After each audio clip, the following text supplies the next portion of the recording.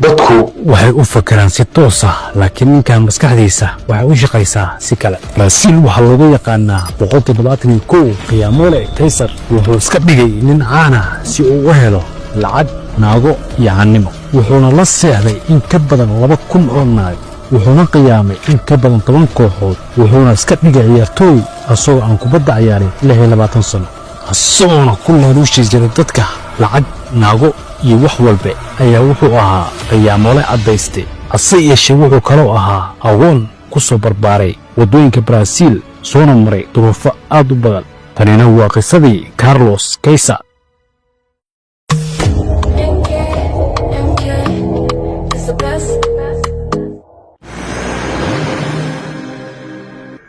Carlos Hernandez oo ku dhashay waddanka Brazil sanad markii ay 1963 ayaa ahaa wiil ka soo jeeda qoys sabool ah, hana agoon ay soo barbaarisay hooyadii oo ahayd islaan qabriga aad u isticmaasha, taasoo ay sababtay maadaama qabrigii badnaa oo aadkii u cabaysay in ay la geeriyo muddo yar kadib. xaaladdaasoo Kaysar ku noqotay xaalad uu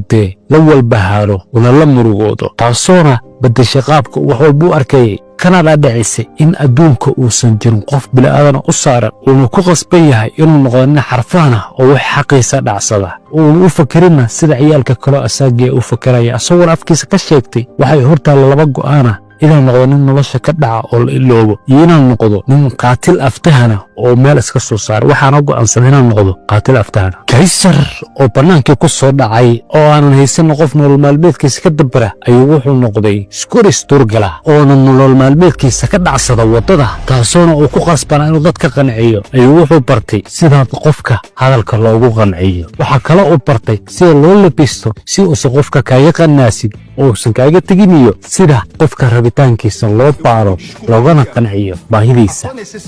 E atacava a tua necessidade, entendeu? Teu ponto fraco, o que tu gosta?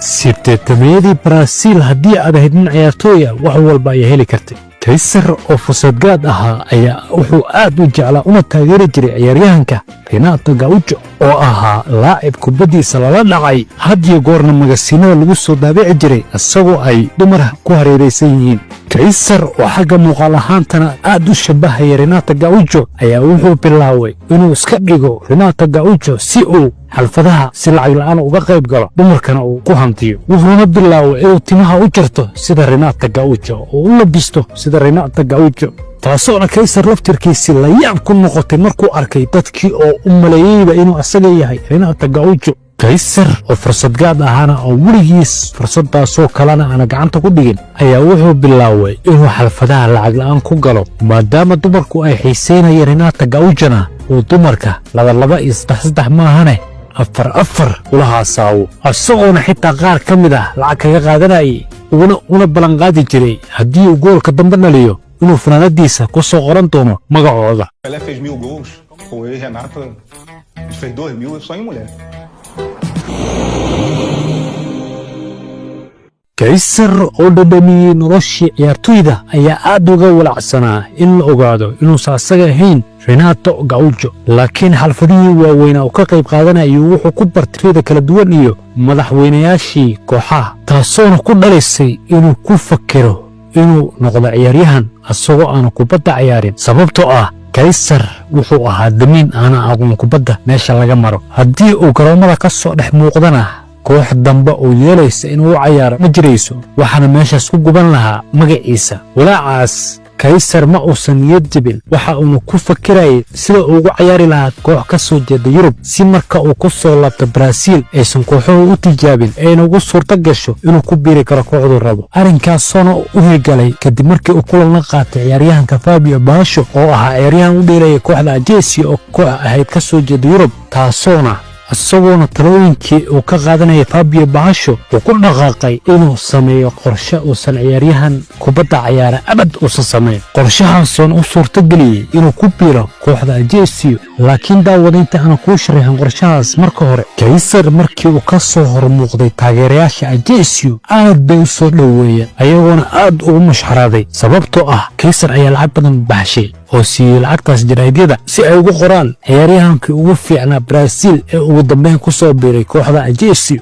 taageerayaasha oo sawaxan ku soo dhaweynaya ayuu kaysar wuxuu bilaabay inuu ciyaalkii raa oo dhan gacmaha wada geliyo midda kalena xitaa madaxweynihii xaaskiisa ee wuxuu guddoonsiiyey ubax wuxuuna bilaabay kubadihii ku laado taageerayaasha isagoona dhahayo xorriyad ereygaasoo taageerayaasha ajeesi aad u soo jiitay oo ay bilaabeenba inay kaysar u arkaan inuu ahaa haliyey kaysar ciyaartii ugu horraysay intuusan safan kulankii caalamiitada ilawanina kubadda aqoone marka la caalamiiteynayo marka biloonta ay dhanka bidaxda lagu cayaarayo dhanka midigta u cararaa marka midigta la yimaadana bidaxda u cararaa waa nin diidan gebi ahaanba inuu fashilmo caalamiitadii oo socotana wuxuu sameeyey wuxuu ku dhegay cajirka asaguna muujinaya inuu yahay dhaawac taasaana waxay sababtay inuu muddo dheer dhaawac ku maqnaa uuna ka badbaaday inuu garoomada u safto hase yeeshee macalinkii kooxda ajeesiyo ayaa kun jeer wuxuu damcay guddiga inuu ku yidhaahdo kaysar ciyaartoy dhaba ma aha ninkan waa ku khasaarnay laakiin kaysar oo aad uga foojogna ayaa ula saaxiibayba guddigii oo dhan buu la saaxiibay heer ay xitaa markii waraac uu macalinka u soo bandhigay ay ku yidhaahdaan kaysar xitaa hadduusan safan waa nin naga mid ah inkastoo guddigu ay aad u jeclaayeen kaysar muhiimadooda ayaa waxay ahayd inay faa'iidaan marka waxay ku qasbanayeen inay naadi kale amaah ku siiyaan kaysar si ay ugu baaqato lacagihii badnaa ay siinayeen kaysar marka waxay amaah ku siiyeen naadiga bangu oo ah koox ka dhisan waddanka baraaziil laakiin kaysar halkan ayuu wuxuu kula kulmi doonaa caqabadiisii ugu weynayd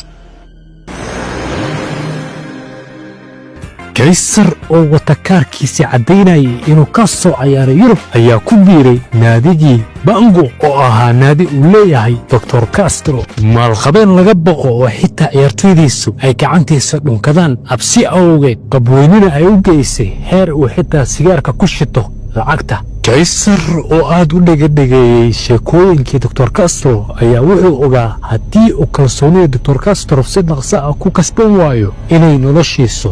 khatar galayso taasaana waxay sababtay inuu lacag badan ku bixiyo jaraa'idiyada si ay ugu daabacaan kaysar laacibka baraaziil ee wacdarada ka dhigay isagoona sameeyey inuu xitaa laaluush ku bixiyey ciyaalkii raa ee magaalada inay garoonka ka soo qayb galaan ayna ku dhawaaqaan magaciisa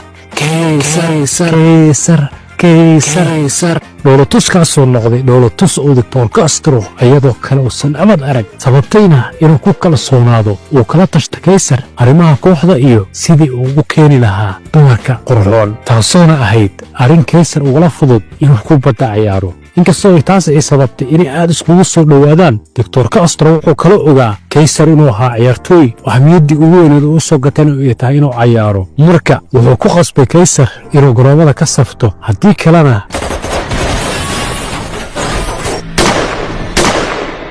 kaysar ayaa habeenada ka mid ah isagoo kalaabka ku baashaalaya ayaa la soo wacay waxaana loo sheegay ciyaarta beri ah inuu safan doono taasoona sababtay inuu aad u walaaco uu ku walwalo qorshihii uu kaga badbaadi lahaa hase yeeshee ciyaartii binjigaa la geliyey haafkaambiyada horena ay dhammaatayna tii dambe ayaa waxaa la yidhi kaysar oo istaag caalamiitee si garoonka lagu geliyo kaysar oo ku fakarayay wax walba si uu uga badbaadi lahaa inuu garoonka galo ayaa waxa uu helay fursaddii uu kaga badbaadi lahaa inuu kubadda cayaaro taasoona ahayd taageerayaasha ayaa waxay bilaabo inay caayaan taasaana marka waxay isla markiiba maskaxdiisu ku dhalisay inuu shalqa ka boodo si uu taageeraha gacan ugu qaado taasoona ugu qaaday sababtayna in albiitariya xitaa uu siiyo kaarka cas garoonkana laga bixiyo arrinkaasona oo doctor castro kor ka daawanayay garoonka sababtayna inuu aad u caroodo doctor castro markii uu la kulmay kaysar ayuu wuxuu ku yidhi wariyaha maxaa kugu sabab inaad waxaa samayso kaysar oo isla markiiba maskaxdiisa ay ku soo dhacday fikrad ayaa wuxuu ku yidhi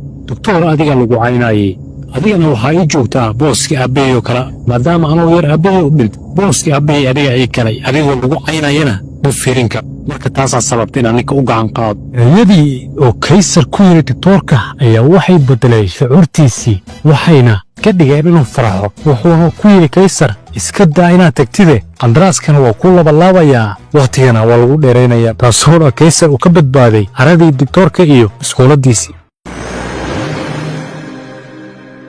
saaxiibtinimadii uu kaysar la lahaa doctor castro waxaa ka weyneed cabsidiisii uu ka qabay in la ogaado marka kaysar ayaa durbadiiba isticmaalay shaxihiisii uu wax ku qiyaami jiray sida inuu maal geliyo idaacadaha iyo jaraa'idiyadaha si ay u buunbuuniyaan uguna soo qoraan kaysar oo ay raadinayaan kooxaha sida barcelona, real iyo PSG oo raadinayo kaysar. iyo asagoo markii uu la joogo kooxaha Brazil oo raba inuu ku biiro taleefan cidla dhagtin toosaar iska dhigay sida inay soo waceen madaxweynayaashii kooxaha waaweyna oo ka codsanayana inuu ku biiro tiimkooda. daamaan uu watay kaarkiisii iyo dukumiintiyada caddaynayay inuu u cayaaro kooxo badan ayaa kooxaha Brazil u fududaysay inuu si fudud ugu biiro, taasina sababtay inuu ku biiro kooxo badan oo ka mid ah Brazil. lagamana shakin karinoo kaysaro sababtoo ah wuxuu laaluushi jiray guddiga kooxda iyo ciyaartoydooda isagoona intuu gaari ka soo buuxay dumarka u keeni jiray, ayagoo kaysar aad u jeclaa haddii arkaan qof wax ka sheegayo cambaarayn jira ku dhihi jiray kaysar waa nin laga mid ah ee wax kama sheegi kartid. magacii kaysar ayaa sii weynaaday, meel walba uu tagana waa laga cisaynayay maadaama uu ahaa nin u soo cayaaray kooxo badan,